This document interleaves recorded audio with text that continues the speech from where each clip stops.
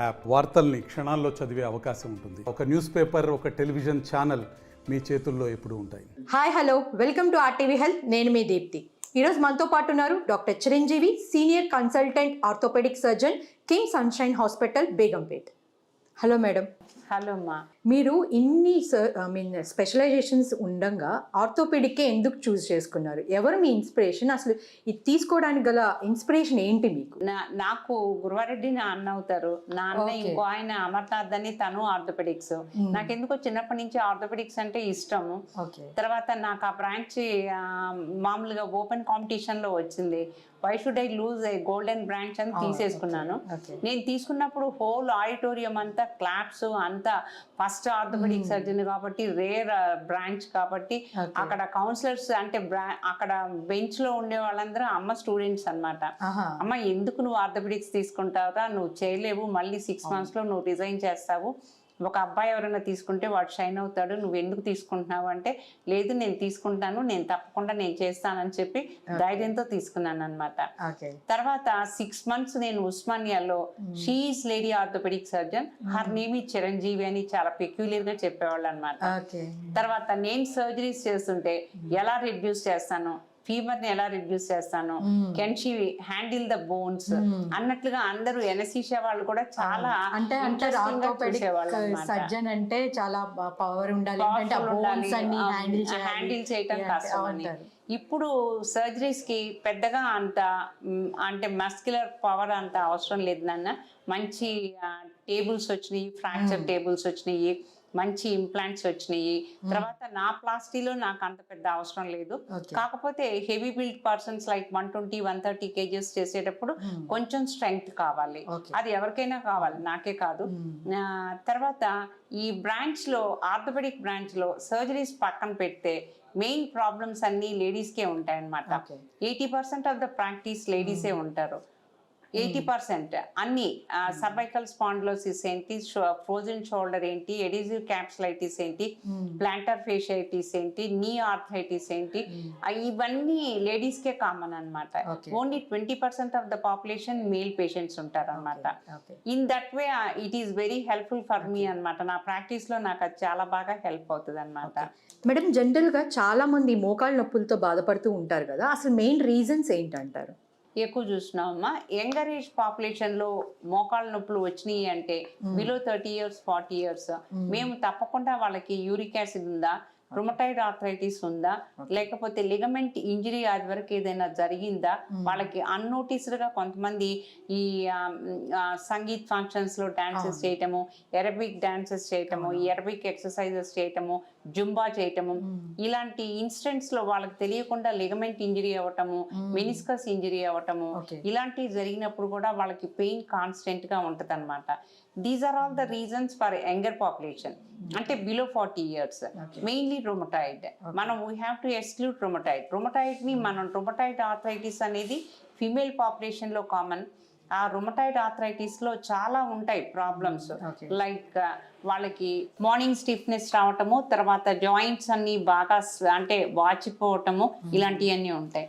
ఎవరికైనా ఒక పేషెంట్కి ఇట్లా మార్నింగ్ స్టిఫ్నెస్ ఉండి జాయింట్ స్వెల్లింగ్ ఉంటే తప్పకుండా ఒక డాక్టర్ దగ్గరికి వెళ్ళి వాట్ ఈస్ ద రీజన్, ఎందుకు నా చేతులు వాస్తున్నాయి, మోకాళ్ళు నొప్పిగా ఉన్నాయి, కాళ్ళు నొప్పులుగా ఉన్నాయి, చేయలేకపోతున్నాను, నేను నీరసించిపోతున్నాను, ఒకసారి మీరు యాంటీ-CCP అని, తర్వాత anti nuclear antibodies, anti microsomal antibodies అవి చేయించుకోవాలి.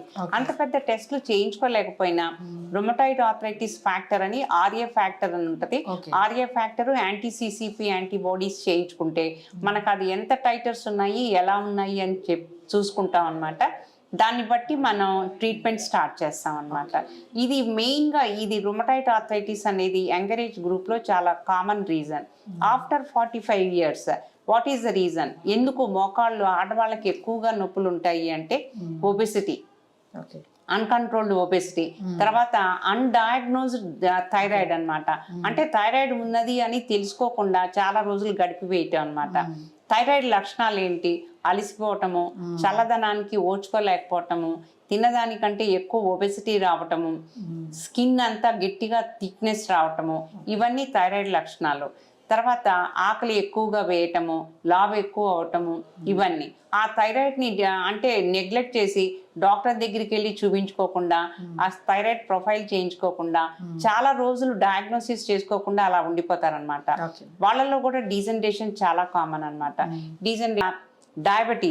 డయాబెటీస్ను కూడా నెగ్లెక్ట్ చేసి ఈ వీక్నెస్ని, ఈ చెమటలు పట్టటము, ఈ వీక్నెస్ అంటే లైక్ ఫ్రెజైల్ అయిపోతారనమాట.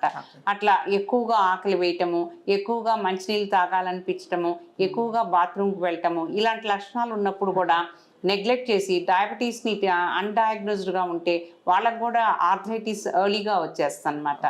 తర్వాత కొంతమంది ఫిజికల్ యాక్టివిటీలో అంటే డైలీ లివింగ్లో వాళ్ళు రిపీటెడ్గా కింద కూర్చోటము, వంగి పని చేయటము, మెట్లెక్కటము చేస్తుంటారు. ఇలాంటి పనులు చేయకూడదు.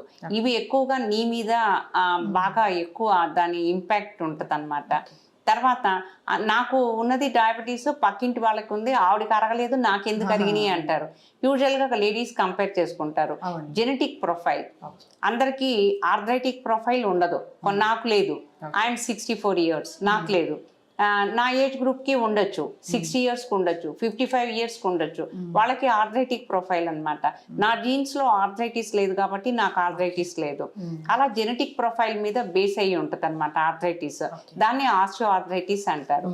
ఇది ఎన్ని స్టేజెస్ అని యూజువల్గా నెక్స్ట్ క్వశ్చన్ ఉంటుంది. దీనిలో 4 stages ఉంటాయి. ఎర్లీ స్టేజ్లో ఏంటంటే ఒక 2 kilometers 3 kilometers నడిచిన తర్వాత పెయిన్ స్టార్ట్ అవటము, ఒక 2 floors ఎక్కిన తర్వాత పెయిన్ ఎక్కలేకపోవటము, వంగి పని చేయటం కష్టంగా ఉండటము, ఇలాంటివన్నీ ఉంటాయి. ఆ స్టేజ్లో ఒక డాక్టర్ గారి దగ్గరికి వెళ్ళి నేను ఏ స్టేజ్లో ఉన్నాను, ఏంటి, కాళ్ళ నొప్పులకి రీజన్ ఏంటి అని కనుక్కోవాలి. అలా కాకుండా ఏంటంటే పెయిన్ కిల్లర్ ఏదో వేసేసుకోవటము, కాలక్షేపం చేయటం చేస్తుంటారు. సెకండ్ స్టేజ్లో 3 kilometers కూడా నడవలేరు, ఒక ఫ్లోర్ కూడా ఎక్కలేరు, చాలా పెయిన్ ఉంటుంది. తర్వాత అలా కూడా గడిపేస్తుంటారు. థర్డ్ స్టేజ్కి వచ్చేసరికి పెయిన్ కిల్లర్ వేసుకోవాలి, వేసుకోకుండా పని చేసుకోలేరు, 1 kilometer కూడా నడవలేరు, ఒక ఫ్లోర్ కూడా ఎక్కలేరు, ఒక 1 hour వంటింట్లో నించొని పని చేసుకుంటే పెయిన్స్ ఉంటాయి. సో ఇలాంటివి కూడా ఉంటాయి కాబట్టి అది థర్డ్ స్టేజ్ దాటిన తర్వాత 4th stage. పెయిన్ కిల్లర్ వేసుకున్నా కూడా పెద్ద రిలీఫ్ ఏమి ఉండదు, 1 or 2 hours ఉంటుంది. అస్సలు 1 hour కాదు, ఒక ½ an hour 20 minutes కూడా నించోలేరు, వెంటనే కూర్చోవాలనిపించటము, అలసటగా ఉండటము, జాయింట్ పక్కకి సబ్లక్సైట్ అయిపోవటము, బాగా క్రిపిటస్ అనే సౌండ్ రావటము, మోకాళ్ళల్లో సౌండ్ వస్తుందని కొంతమంది వస్తారు, అలా సౌండ్ రావటము, నడవలేకపోవటము, తర్వాత కర్ర పట్టుకొని నడవటము, అస్సలు ఈ వ్యాడ్లింగ్ గెయిట్ అని ఉంటుంది అనమాట. పెయిన్ఫుల్ యాంటాలజిక్ గెయిట్ ఉంటుంది. ఈ వ్యాడ్లింగ్ గెయిట్, ఆర్థరైటిక్ గెయిట్ ఉంటుంది, బాగా ఇట్లా స్వింగ్ అయి నడుస్తుంటారు అనమాట. ఆ పాదాలు కూడా వంకర పోవటము, ఇదంతా 4th stage. ఇంకా ఆ స్టేజ్లో ఇంకా డాక్టర్ దగ్గరికి వెళ్ళిన ఇంకా మెడికల్ మేనేజ్మెంట్ అనేది ఉండదు, వాళ్ళకి సర్జరీ తప్పకుండా ఉంటుంది. అపోహ ఏంటంటే సొసైటీలో ఒక కార్పొరేట్ హాస్పిటల్ దగ్గరికి వెళ్తే వాళ్ళు వెంటనే సర్జరీ చెప్తారు, అయ్య బాబోయ్ అనుకుంటారు. అలా కాదు, కార్పొరేట్ హాస్పిటల్ అయినా ఆర్థోపెడిక్ సర్జన్స్ ఎవరు అలా చెప్పరు. ఇప్పుడు నేను సెకండ్ స్టేజ్లో ఆపరేట్ చేశాను అనుకోండి, ఆ ఎక్స్రే ఇంకోళ్ళు ఎవరైనా చూస్తే ఏంటి మేడం ఎందుకు ఆపరేట్ చేశారు ఈ ఎక్స్రేకి అనుకుంటారు. సో మా ఎక్స్రేస్ ఒక 10 మంది డాక్టర్స్ దగ్గరికి వెళ్తాయి, అది మాకు తెలుసు. అందుకనే మేము డెసిషన్ అనేది చాలా జాగ్రత్తగా తీసుకుంటాం. Only 4th stage. ఆ 4th stageలో తప్పకుండా సర్జరీ చేసుకోవాల్సి వస్తుంది.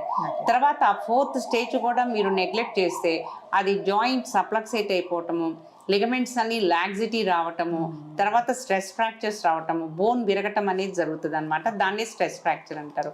ఇంకా అది ఎమర్జెన్సీగా చేసేసేయాలి.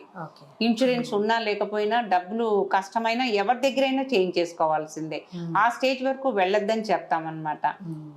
మరిన్ని వీడియోస్ కోసం ఛానల్ ని సబ్స్క్రైబ్ చేయండి, లేటెస్ట్ అప్డేట్స్ కోసం వాట్సాప్ ఛానల్ ని ఫాలో చేయండి, అండ్ లింక్ డిస్క్రిప్షన్ లో ఉంది. అదే RTV యాప్ వార్తల్ని